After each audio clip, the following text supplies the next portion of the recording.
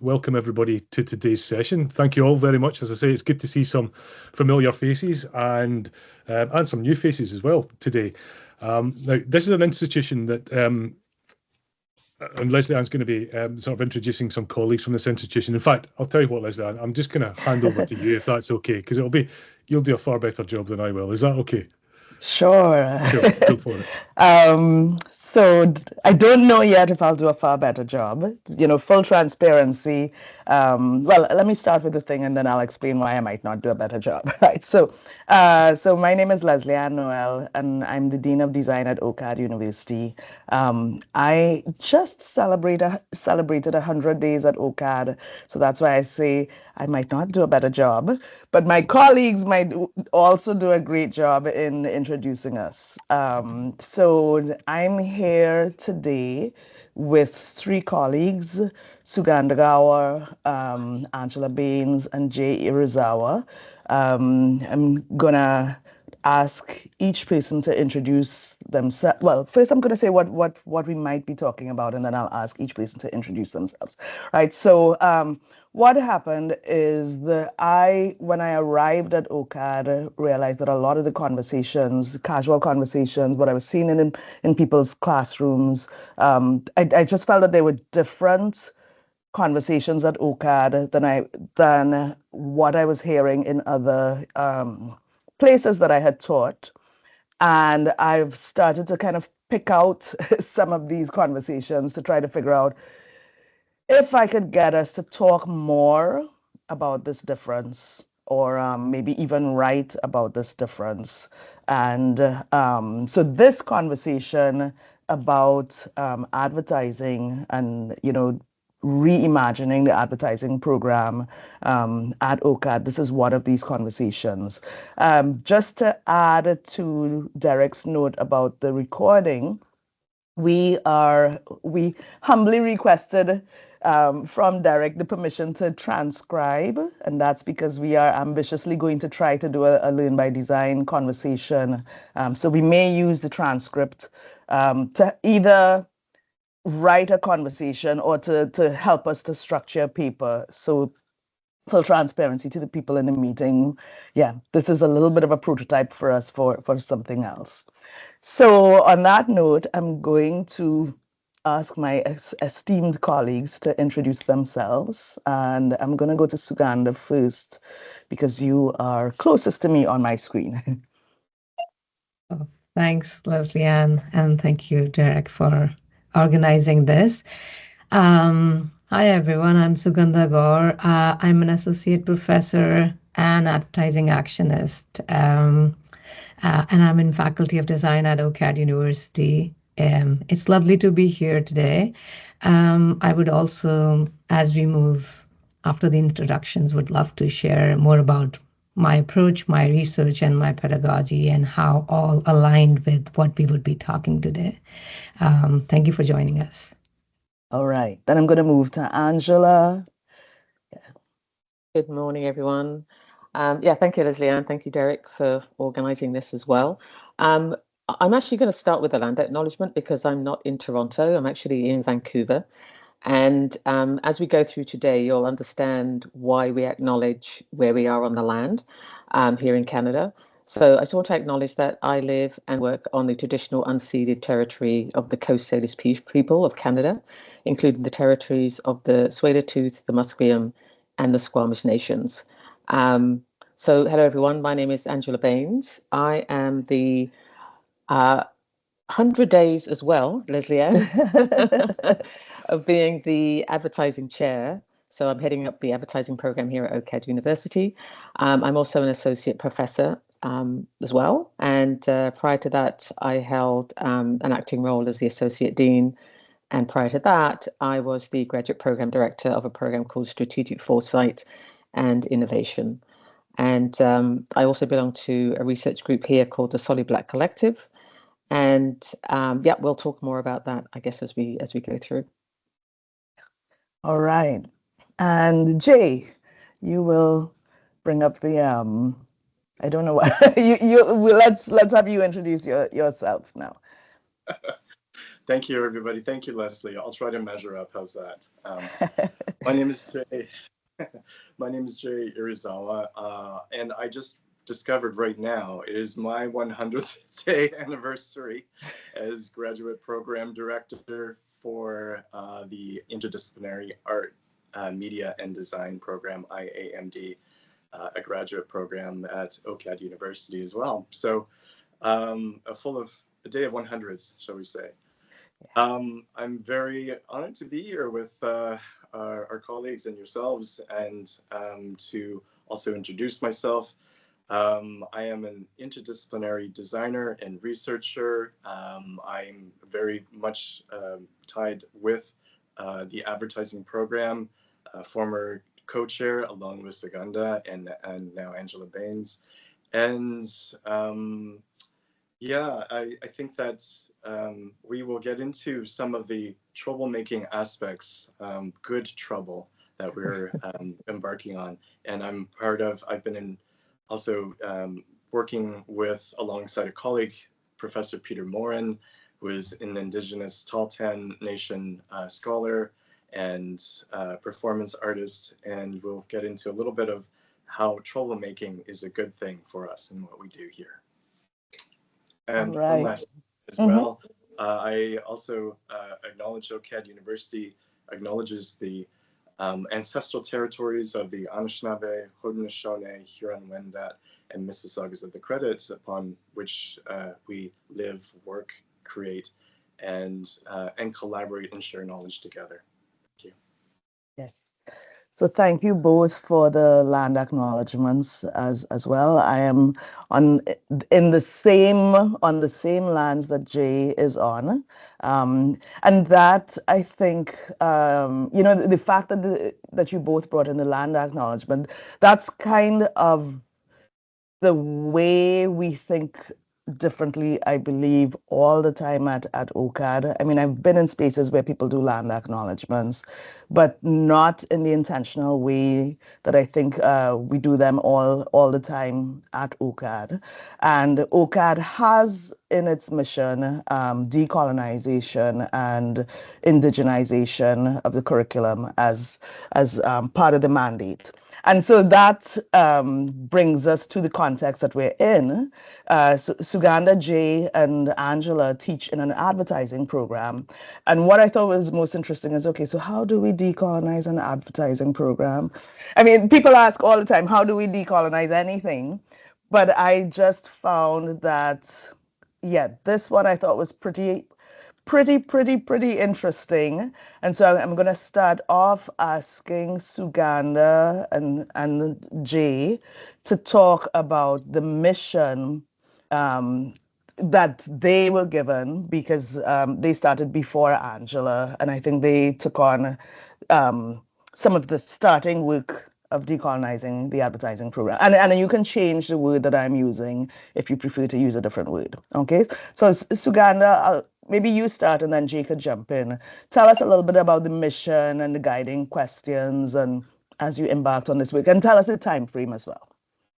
Yeah, absolutely. I would say let Jay feel free to keep you unmuted and jump in, because it all happened when Jay and I were starting this change in 2020, early 2020, when it was proposed by the university curricular transformation throughout with flow, where it was required for the entire university and all the programs within the university to embed the flow structure. And one of the core principles was to decolonize the curriculum. And yes, it's an important part to reflect on, as well as we did the land acknowledgements. What is important is the indigenous knowledges, where we are in the country, where we are on the land, and how you would bring all these important frameworks within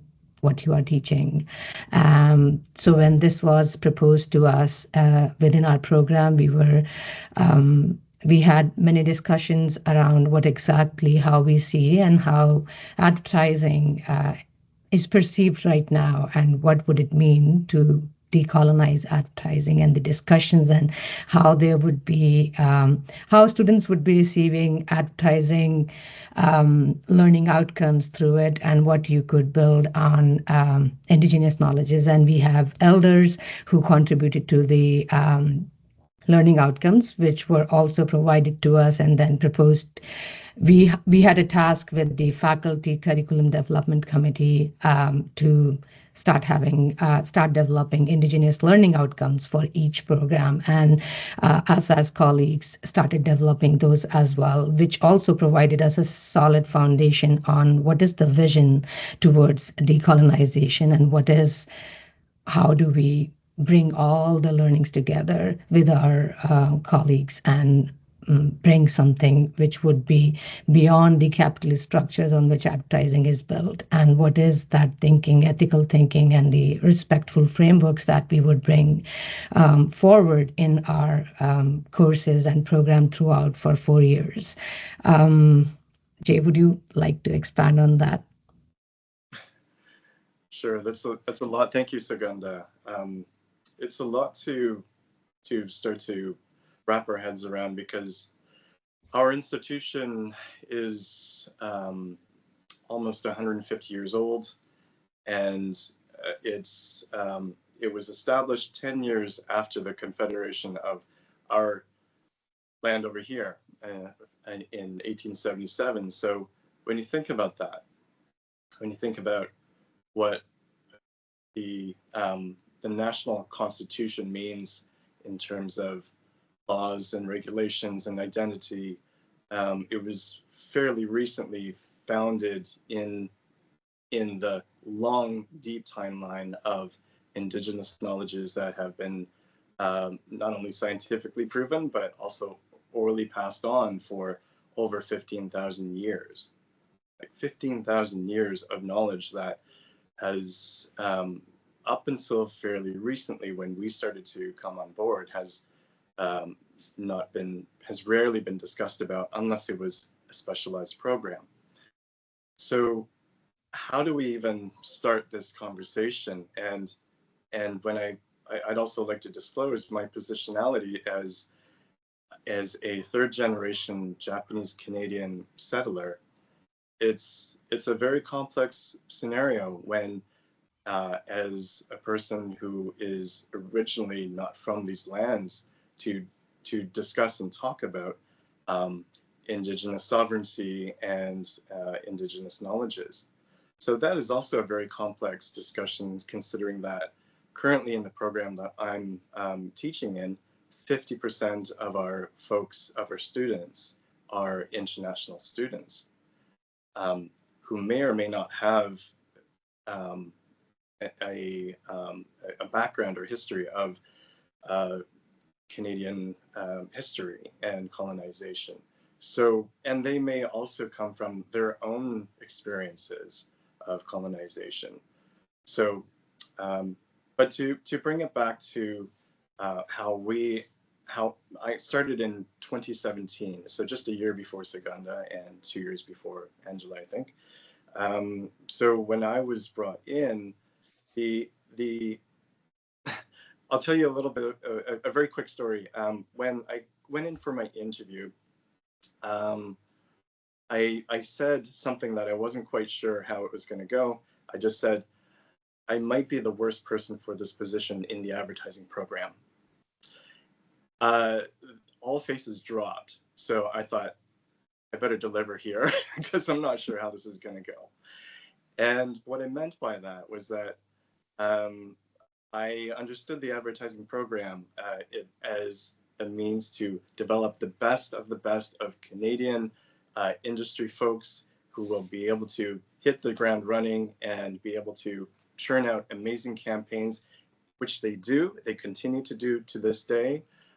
We can talk about the accolades that the students have recently won as well. But I also thought that my experiences in the program, in the industry also have identified some deficits and folks who I think that the industry at large is not addressing.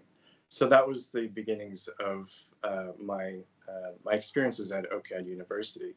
Of course, there are challenges with that, and but when I was introduced to the Indigenous learning outcomes that Suganda you started off with, the Indigenous learning outcomes that were developed by Nadia McLaren, who was an Indigenous advisor for us at that time. She introduced to us through a process of elder consultation, Shirley Williams, James Carpenter, Garnet Angiconeb, these 4 principles of respect, relationship, reciprocity, and responsibility. And these became the groundings for holistic principles. Holistic as in with a W, as in being whole, and constantly reimagining, revisioning what that means in relation to land and in relation to Indigenous communities. And that which carries on today in every course that I develop. Holistic principles is part of the ontology and as part of the key words that we are also discussing. But I'm going to hand it over to Angela. Angela, you came just shortly after myself, so you were in the midst of this as this was starting up. Yeah, absolutely. Thank you. I want to interrupt Angela just for a second, because we've been referring to flow. I think we referred to a couple of times, and the external community wouldn't know what flow is. So I wonder which of you might be willing to describe what flow is. Flow is a radical change of the curriculum that happened at OCAD. And if one of you could also explain really briefly what flow is, and then Angela could jump in. Anyone who's brave enough? Share yes. my understanding of it from the educator point of view. Flow, one of the reasons in the curriculum change and flow implementation was to bring interdisciplinarity.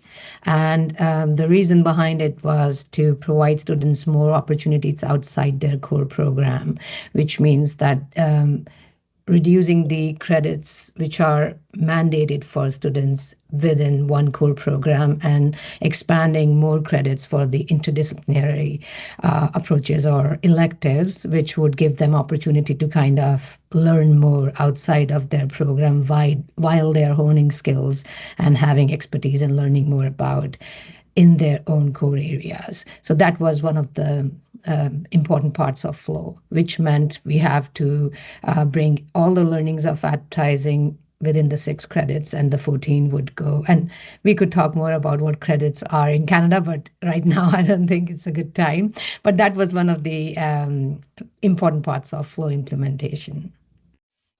Okay, thank you. So Angela.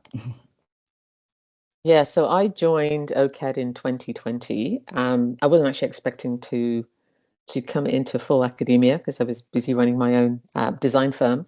But then I found myself there, and I was excited by what the then Dean, Dori Tunstall, when I met with her, who convinced me to apply to OCAD, what she was saying in terms of the work that was going on. It sounded unbelievable, actually. I was like, is this actually happening? Is this something that an institution is actually implementing? And one of the key things when I talk about when I joined was that I was actually hired as what we call a cluster hire.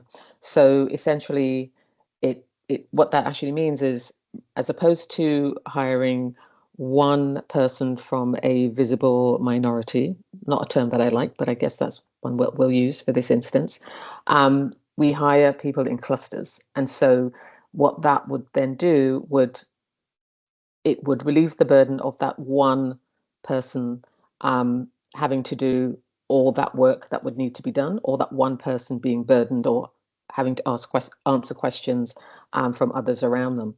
And so I was part of that cluster hire. I was part of 5 Black professors that were hired at OCAD. And a little bit later on, we could kind of go into the impact that has had.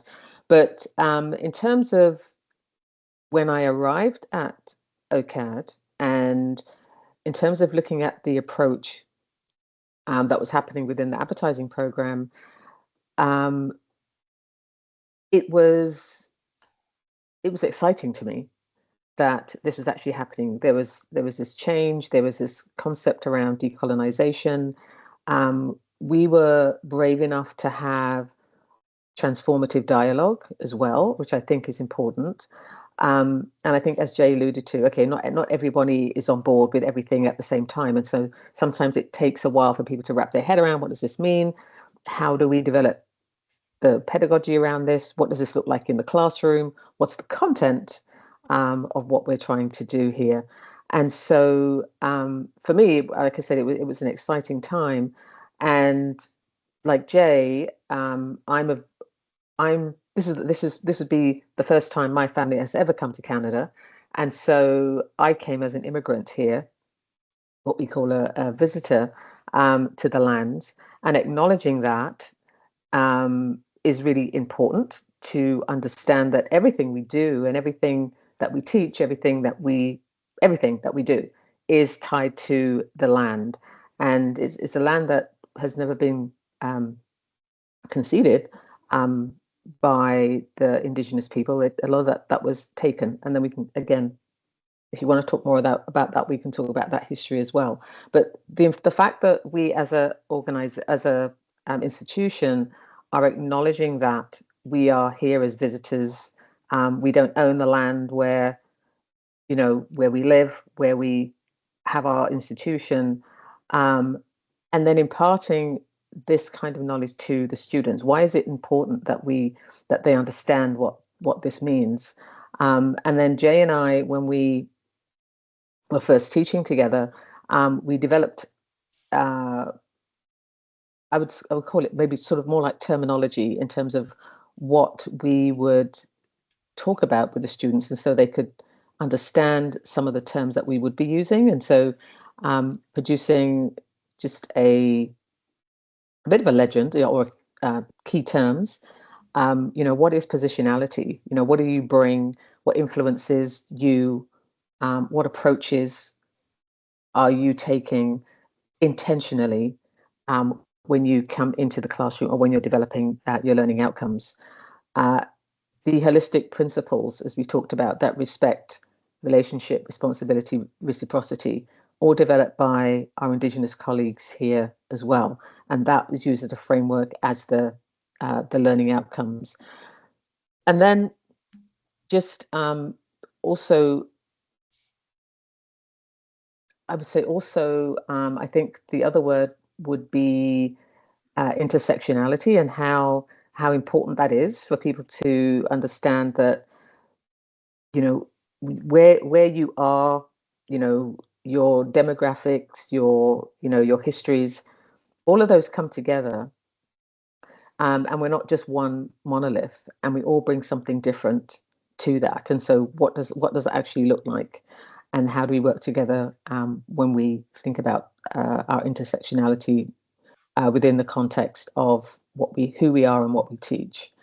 I'll leave it there for now, and then we can circle back.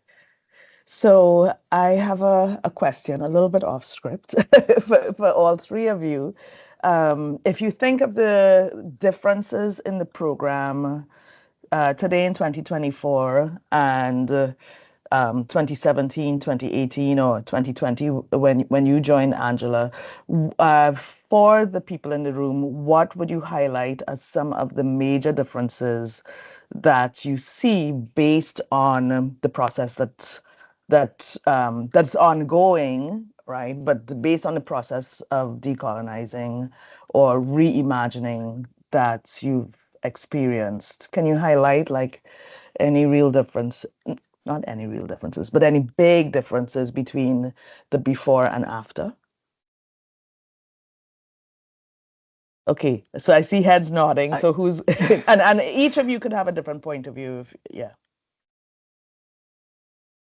Yeah, I would say I wasn't there for the before, but I was there when it was actually happening, when we were actually actively putting these learning outcomes into play, in the classroom.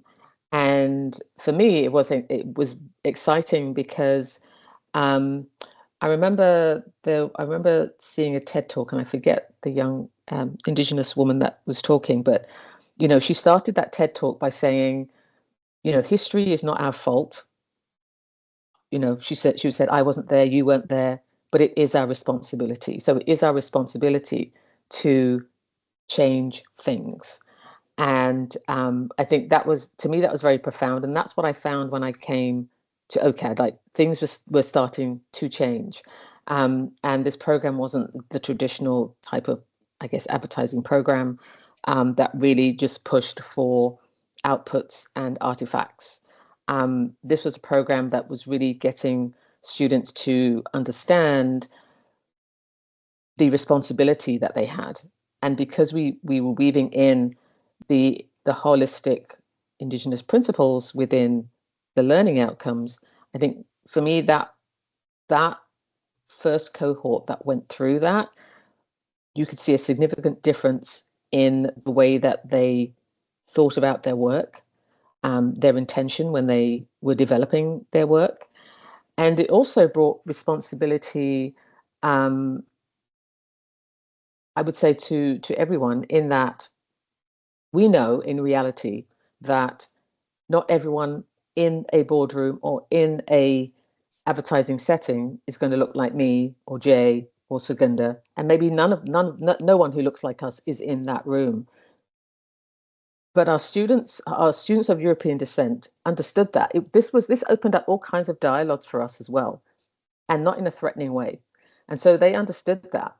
But what they took away from that is, I have a responsibility when I am in those places to not go along with any sort of off-colored jokes or things that may be said, underhanded things that may be said, or attitudes. They then have the knowledge, the confidence, the responsibility to say something or to do something or to educate somebody. And I think, to me, that was one of the key pieces around this as well. Jay or Suganda, I don't know if you want to add. Yeah. Sure. I'll just build on the momentum, Angela, that you've offered here, because I think that the conversations have been challenging between 2017 and for those first few years. And when we started to teach, actually, it was during the height of the pandemic, when we were all online as well.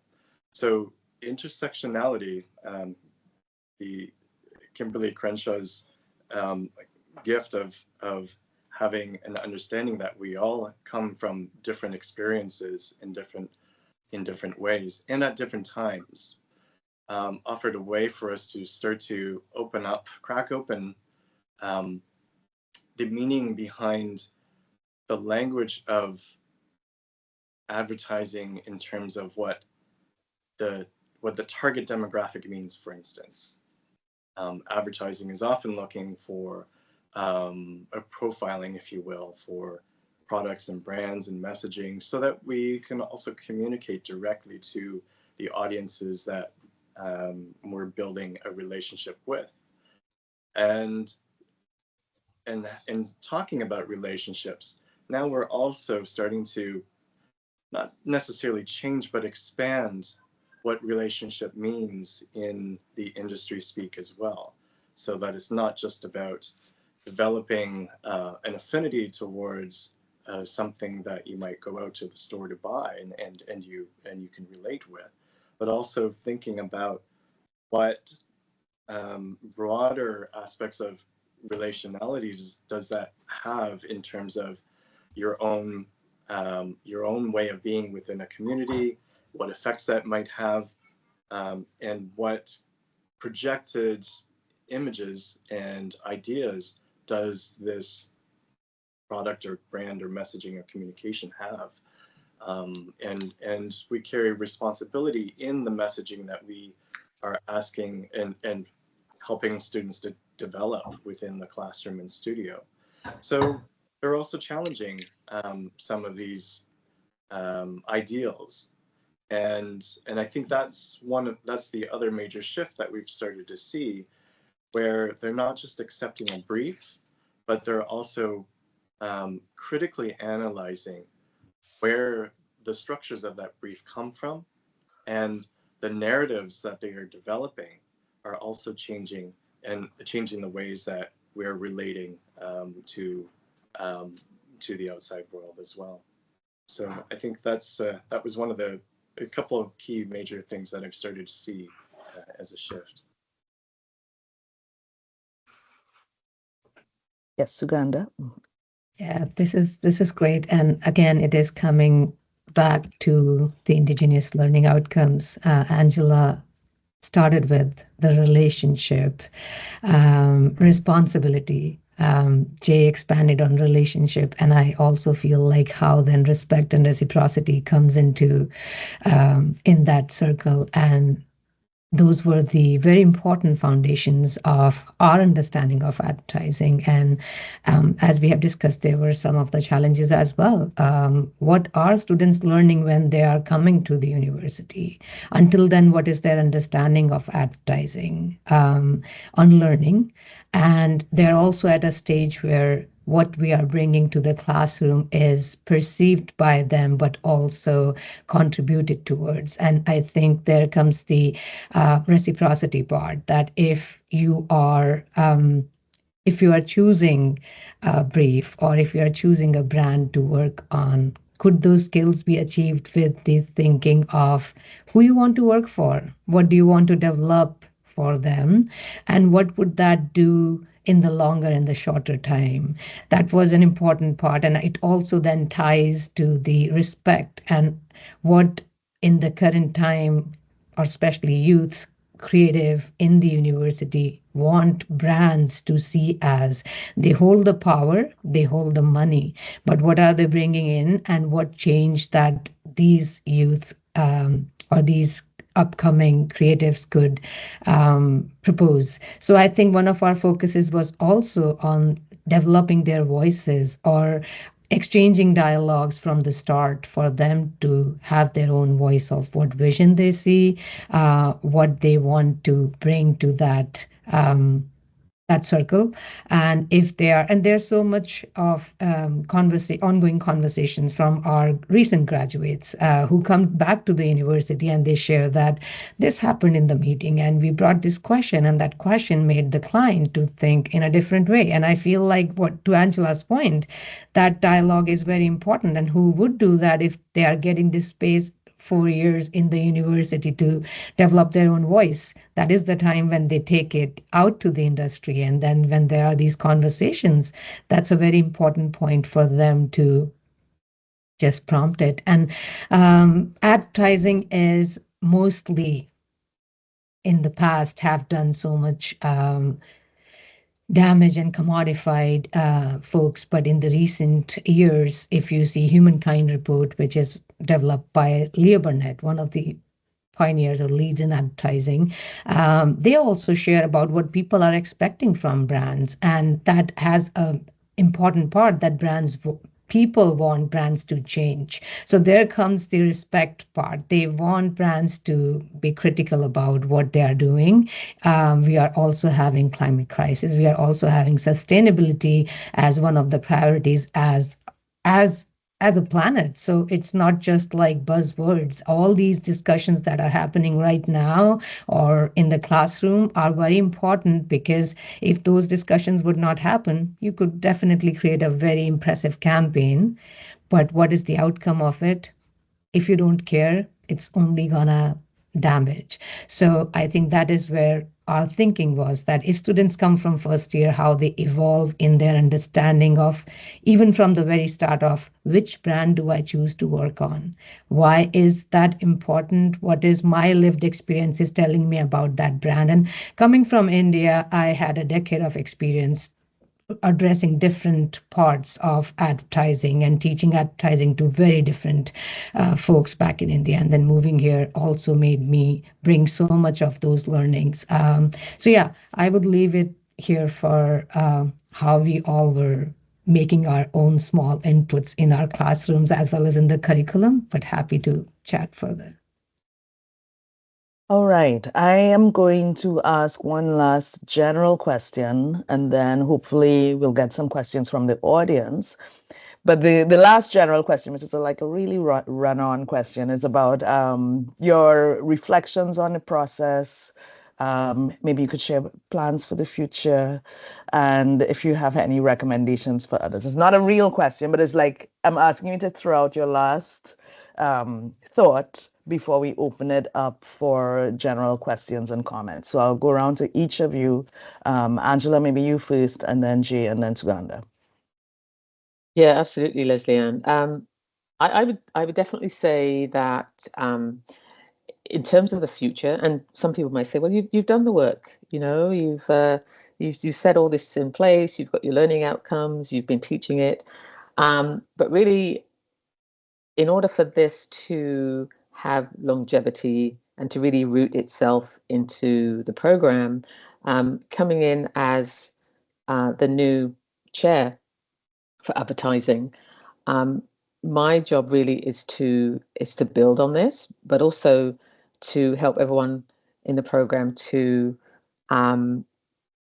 continue to shift and change and to grow in terms of the way that we think. And Jay mentioned the troublemaker, the troublemaker. What's the word, Jay? The new troublemaker coming up, and I'm definitely on board with that. Is just shaking. How do we keep shaking things up? And one of the things that I'm looking at is, or should I say, is now underpinning the program for me, is the work that we've done, and the impact of that, and seeing the impact of that right now. Looking at how we continue to create what we call equitable designers to understand those key principles. And I'm using lots of different frameworks or foundations, should I say, to do that. And so some of those are looking at Indigenous principles or Indigenous knowledges. And there's one called the 7 Generations. And then there's another on top of that, which is African Indigenous knowledge, which is Ngugu Saba or Ubantu.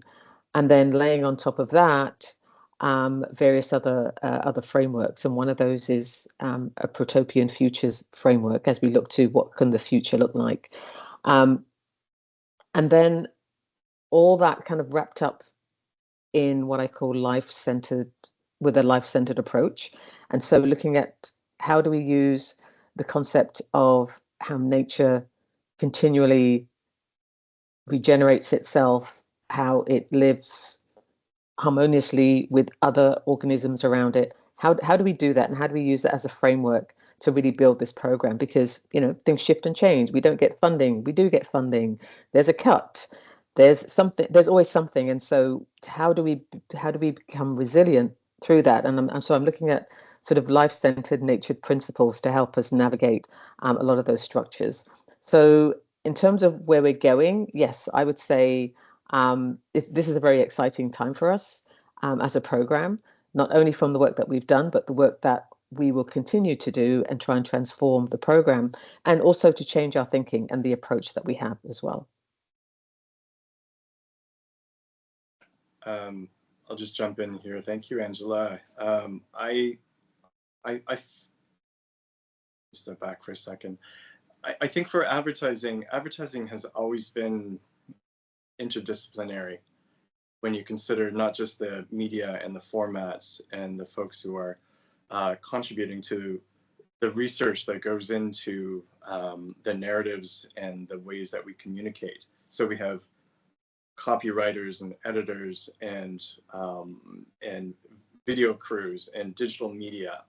These entities and these departments all require a synthesis of knowledge that also dives into sectors of different lives around the world, and thinking about the systems in which we're also placing these messaging offerings. So part of the, maybe it's easier for me to make trouble with Angela because Angela's the incoming chair. So part of the challenge that maybe I'll just say to Angela is to say, how can we continue this? Yes, but also to create further interdisciplinary interactions, not just from a human perspective, but as well as mentioned, ecological perspective or more than human aspects of our relation with land, with the non-human beings, and consider these are all ecological systems that we can also consider as a responsibility to how we approach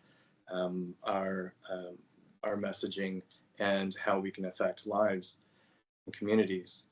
So I think one of the ongoing challenges is the discussion about whether advertising is a leveraging tool to help to produce messaging, or could it also be an agent of change?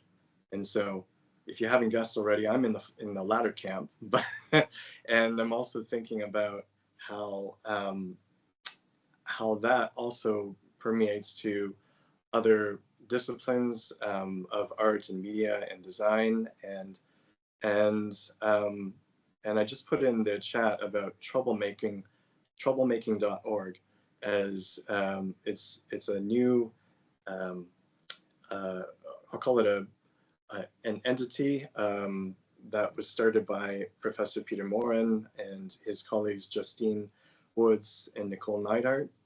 And it's an ongoing collective of folks who are from various disciplines, artists and speakers, performance artists, designers, who are all stirring up trouble.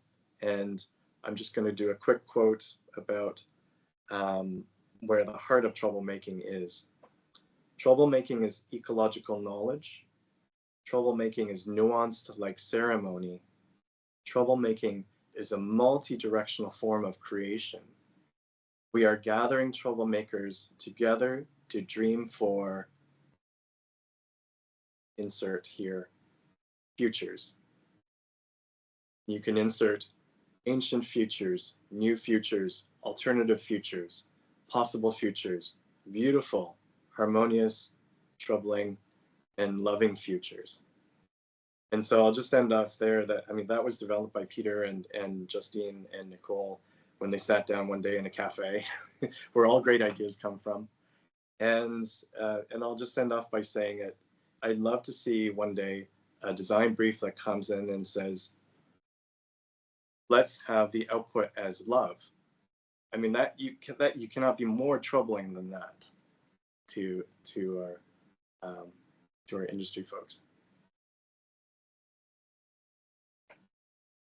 I don't know if Sugandha wants to add. Just quickly. Yes, and then as soon as Sugandha finishes, maybe someone will put up their hand with a question. Yeah. Yeah, no, this is beautiful, Angela, Jay. I'm really excited to keep making troubles with both of you and see how we could keep evolving as we are also learning on our way of the change that we all share and see. One of the things and my learnings from past few years have been that and expanding on alternative futures, which Jay just mentioned. I keep sharing the framework by Anthony Dunn and Fiona Raby about speculative everything, their book, and how they share about the A and B side of thinking, and their framework expands on that. You are not replacing something, and if that is coming across as a challenge that you are changing something, I would say everything is evolving, and that's how seeing it, that what change we wish to see. That framework of A and B has given me lots to reflect on, especially in my classrooms as well, and asking questions with an intent of where exactly we are taking that dialogue when we are in class with our students, and what are they from the start, what are they choosing? What is our intent to prompt that question? And where exactly we are going with them in that conversation until the end has been a very beautiful process for me. And in my pedagogy that is aligned with advertising actionism, which is promoting social activism through advertising. And the projects that I have created in that has also been the guiding tools, or I would say reflection for students to kind of like bring back how a choice of brand is not changing your understanding of skills or the skills that you want to have, and how it could keep going on. So one of the suggestions or my own experiences in the classroom have been that having that open discussion with our students about what they want to choose, what is their vision right now in that process, what is like just bringing those questions to them in each step of the process so that they could keep reflecting. And sometimes they come back and say, that is doing damage. I don't want to work on that brand. I still want to learn the skills, but I would select a different brand, which is actually working and helping and kind of like giving back to the community or run by the community. So that has been very rewarding for me, and happy to share later on more about it. All right, thank you very much to the three of you. Well, I'm now going to open it up for questions. I know that we don't have a lot of time, but we are happy to see if people have any questions or reflections or comments from the audience. All right, Derek, I knew I could count on you. Absolutely. Yeah, I've got loads of questions, but I'll only ask a question if nobody else wants to jump in, because I want to give space to others if possible. But I find this relationship between like existing systems, responding to them, and troublemaking really, really, really interesting. There's so many synergies between Friera's work, particularly the dialogic approach. I wonder how important those existing troubling contexts are to almost have something to react against. You can't make trouble in a vacuum, okay? You need something to react against, and it must be the same, Angela, I'm sure, the way that you described it beautifully, that these dialogues have to continue, because that's where the knowledge sits. It's not in, I don't know, the tick list that comes out of the how decolonized are you sort of form. It's the emergent discussion that's so important. Does that weaken over time, or does it need something to almost react against?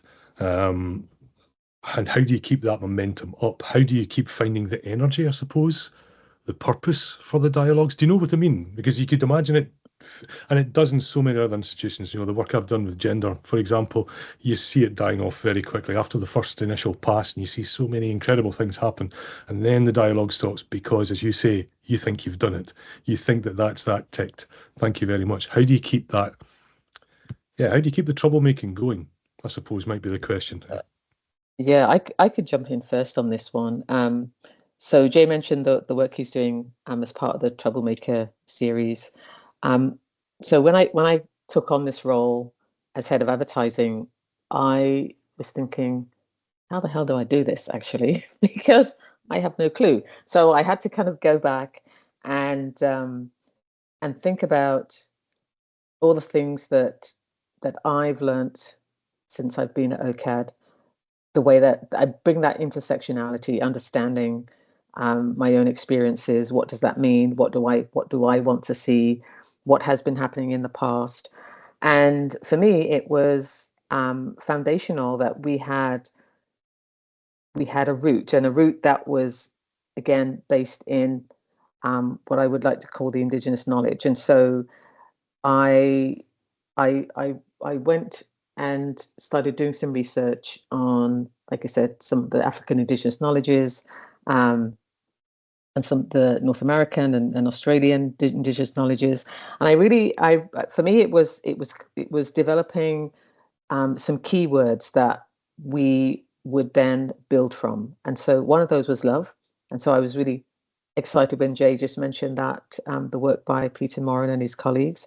So love, bravery, and wisdom. So those are the three foundational words that we now have for the advertising program, right? If we want to create change, we're going to have to be brave in doing that, because, like you said, Derek, there is already a system, and so if you're not going to be brave, you're not going to change, shift, or break that particular system.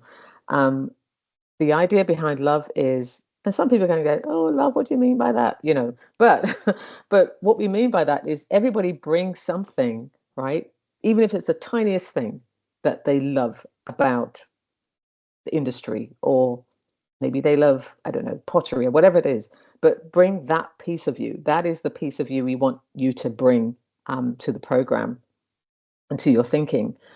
And then the piece around wisdom is how do we think about this? Is it wise for us to continue to rail? Is it wise for us to continue in the same systems?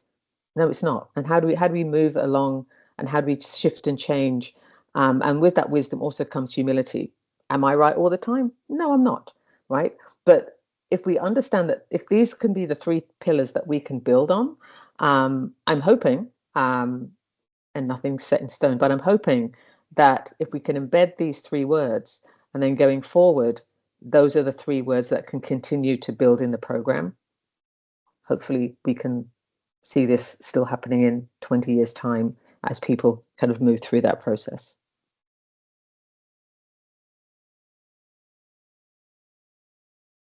Dan, I see your hand. Yes, thank you. Yes. And yeah, thank you for this conversation. It's really great. I am in New Zealand, the head of one of the design schools here. And it's really interesting to obviously be involved in conversations around indigeneity, especially in education. It's slightly different for us in terms of the directness of our approach, I guess, because we have a treaty with our Indigenous. Obviously, still needs a lot of work done on it, but within education, it has a very strong presence. And so when you talk of the interconnection between peoples and places and the land and etc., these sorts of things now sort of sit quite centrally within our education. And so most people understand, for us, it's Te Ao Māori, so we understand this. All the students are taught this worldview, very early on in their design educations. So my question is, because it is, when you talk about a cluster hire for us, a cluster hire would be the Indigenous. So for us, it's Māori staff. And obviously we need that diversity of everybody else within the whole, all of our colleagues. But specifically, we have a commitment to our Indigenous, employing our Indigenous, who brings so much to our program. And as you say, the weight of it, you need many to carry the weight of the work that the rest of us, the learning we need to do, unfortunately, is, the teaching of others. So I guess my question is, when you talked earlier about consulting with the elders and bringing the wonderful values into the program and the coursework that the students are doing, do they come back in? Are there opportunities for them to, how do you develop that ongoing conversation with them? And so, they've still got that input, or the students have got that access. Yeah, that's a wonderful question, Nan, and also a very important one, because it's so easy to co-opt the word decolonization. And if I can be very specific about my own view of what that might mean, that also comes in conversation with Nadia McLaren, who, as an Anishinaabe Indigenous person herself and scholar, has said that decolonization, if it has nothing to do with the land or giving back to the communities, then it's not. As in Indigenous communities of the land, then it is not. You can't call it decolonization. And I think that comes from a well-off quoted essay by Eve Tuck and Wang, who says decolonization is not a metaphor. We cannot say, oh, we're decolonizing our school, and we brought in elders, and we did consultation. Now we're good. Not a box to check off. So it is a continuous process. And yes, I cannot teach land knowledge in the form of indigenous land knowledge.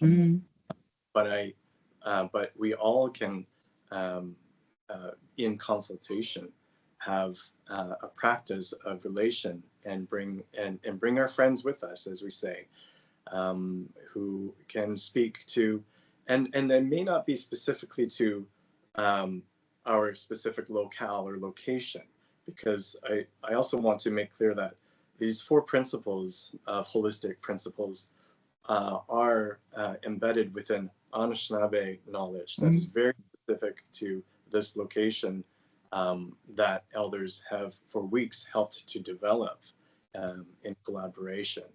So it's not to say that Peter Morin, who's from the West Coast, can practice Anishinaabe knowledge. So that's also complex, but it requires transparency and continuous citational practice that also can also help to develop and build upon the stories as our times change and as new things come into play in the industry as well as in academia. The story will continue to change and evolve, but we always have the citational practice as well. So I guess just to summarize, yes, the conversation is continuous, and yes, I think we need to cite the knowledges and how we come to know the knowledges as well. No, it's great work. Yeah, I know we had time. I'm going to add to the response with my 100-day knowledge of OCAD. We have an Indigenous Education Council, and maybe I would say, and this is slightly with an outsider view, the Indigenous expertise is within the institution, because we actually had, there were 1 or 2 Indigenous cluster hires as well. And I was able to attend the Indigenous Education Council recently and could hear then the conversation and the discussion that is always here. And so I wasn't there for the earlier part of the conversation, obviously, when the consultation happened with the elders, but I do know that there is some expertise within the institution, and we have actually a lot of Indigenous faculty who are constantly then part of the conversation. And we're looking forward to actually having lots of conversation with people in New Zealand. I was actually on a Zoom call with people in New Zealand, like maybe a week or 2, and I thought, okay, we have to be doing a lot more, because the conversations I think are similar, and we can learn from certainly the experiences of each other as we are indigenizing and decolonizing our design programs. But as I said, I know that we're at time. Thank you. I thank you for that question, and thank you everybody for joining us. I encourage you to connect with us at OCAD. Now I'll be like really do some little plugging. We have a LinkedIn profile, Faculty of Design at OCAD, and then my colleagues Suganda, Angela, Jay are wonderful people to connect with, and of course, people know how to find me generally. And I would like to thank everyone for coming and see if Derek wants to give a last word. But thank you. I don't think so, Leslie Ann. Just a reminder that you can sign up for future events if you've enjoyed this one. I know I absolutely have, and all I can do, Leslie Ann and the team, thank you very much for that insight. I said to Leslie Ann when she mentioned that we might be doing this, I mean, I've been aware of some of the changes that happened in OCAD for a long time, and I wondered why I hadn't heard about them. And it's because you're busy doing them. It's because you're busy living them. So thank you so much for letting us just see that a little bit. And keep up the work. It's going to be amazing to see what you do next. Thank you so much.